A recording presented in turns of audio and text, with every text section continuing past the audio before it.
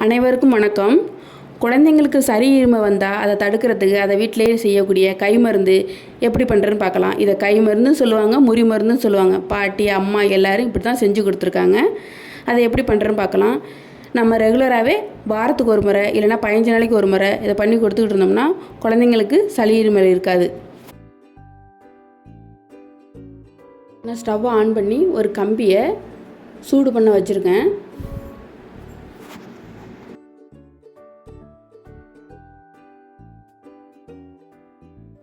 அரை ஸ்பூன் ஜீரகம், 5 மிளகு, 2 ஓமவல்லி இலை, 3 வெத்தலை, 10 துளசி இலை எல்லாத்தையும் மிக்சியில் அரைச்சி சாறு எடுத்துக்கணும்.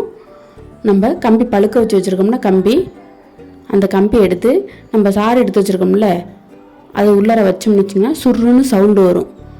நம்ம பச்சிலை மருந்தெல்லாம் இப்படி முறிச்சுட்டு தான் கொடுக்கணும். குழந்தைங்களுக்கெல்லாம் 10 வயசு கீழே உள்ள குழந்தைங்களுக்கெல்லாம் 50 ml கம்மியாகவே கொடுங்க. இதனால் எந்த பாதிப்பும் வராது. என்னுடைய குழந்தைங்களுக்கும் இதேமாதிரி தான் கொடுக்குறேன். நீங்களும் ட்ரை பண்ணுங்கள். தேங்க்யூ ஃபார் வாட்சிங்.